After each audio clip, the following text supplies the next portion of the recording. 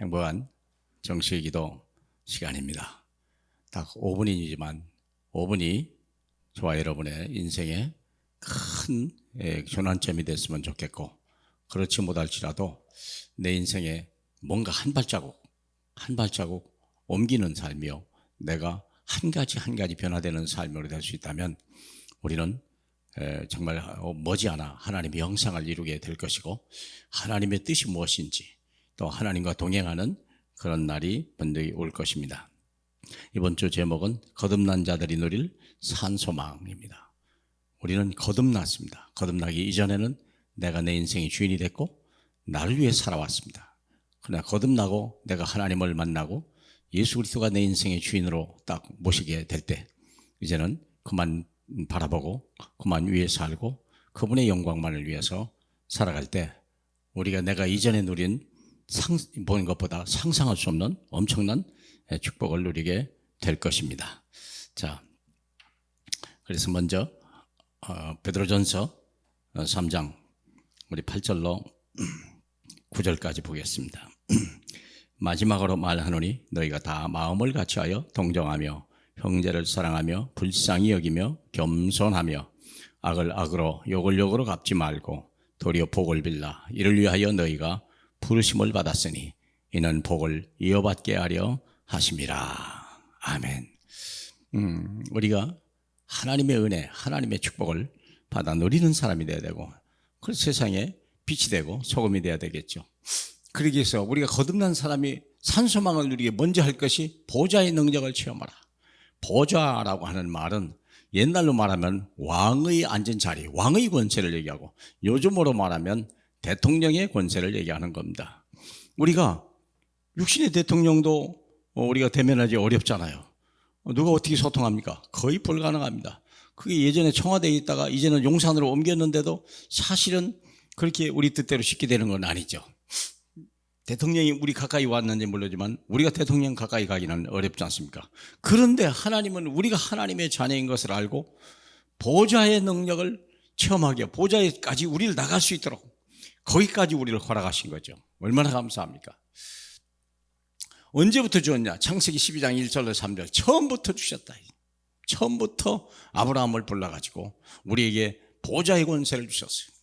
가서 그리고 우리와 동행하고 하나님의 뜻을 행하는 사람으로 만들어주셨죠. 내가 본토 친척 아비집을 떠나서 내가 지시할 땅으로 가라. 하나님이 함께 하시는 땅, 하나님이 축복하시는 땅, 젖과 꿀이 흐르는 땅, 그리고 그 언약을 붙들고 우리가 제단을 쌓기 시작해 그때부터 누리게 된 거예요. 이 언약이 얼마나, 보좌의 능력이 얼마나 되냐면, 너를 저주하는 자 내가 저주할 것이고 너를 축복하는 자 내가 축복할 것이다. 이게 엄청난 보좌의 권세 아닙니까? 너와 내 후손이 영원토록 복을 받고 만민이 네 씨로 말미암아 복을 받으리라. 이게 보좌의 능력이에요. 사람은 할 수 없는 거예요. 하나님만이 할 수 있는 건데 그것을 우리에게 들려주시고 우리와 함께 하시기를 원하는 거예요. 욥기 1장 6절로 12절 시험이 와도요, 마귀가 이 욥을 넘어뜨리려고 별같 시험을 다 했어요. 자식 10명을 죽이고 온 재산을 다 날리고 심지어는 온몸에 병을 주고, 그랬는데도 불구하고 흔들리질 않았어요. 왜? 언약이 약속에 분명하니까.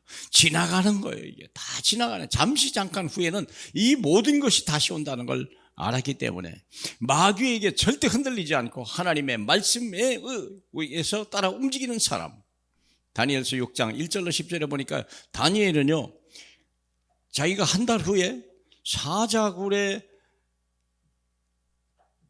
사자에 밥이 되어서 사자굴에 던져진다는 걸 알고도 그는 흔들리지 않고 전에 행하던 대로 하루에 3번씩 예루살렘을 향하여 창문을 열어놓고 감사하면서 기도했더라고 그랬어요.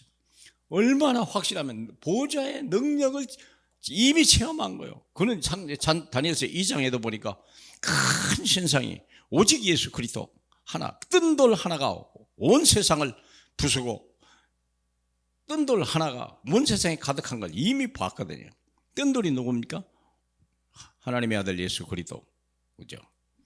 베드로전서 3장 9절 보니까 왜 못 누립니까? 우리가 왜 이런 응답을 못 누릴까요? 간단한 거예요. 불신앙 때문에.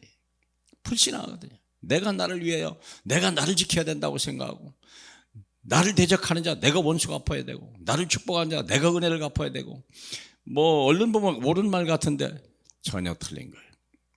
너를 저주하는 자 내가 저주하겠다. 너를 축복하는 자 내가 그도 축복하겠다.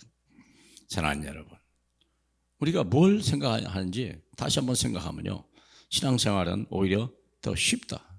내가 남을 대적한다는 게 얼마나 어렵겠어요. 남을 가르친다는 게 얼마나 어렵겠어요.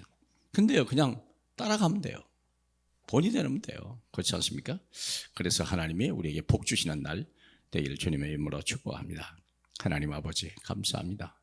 하나님, 그래서 너희가 오히려 이들을 위하여 욕을 욕으로 갚지 말고 악을 악으로 갚지 말고 오히려 복을 빌라. 이를 위하여 너희가 부르심을 받았다 하신 주님, 하나님 진실로 이 믿음, 이 하나님의 은혜로, 이 말씀으로, 이 언약으로 굳게 무장하는 저희 되게 하소서. 상한 심령들이 치유되고 하나님 어두웠던 마음이 밝아지는 시간이 되게 하시고 모든 연약함이 떠나가는 시간이 되게 하옵소서. 예수님 이름으로 기도합니다. 아멘.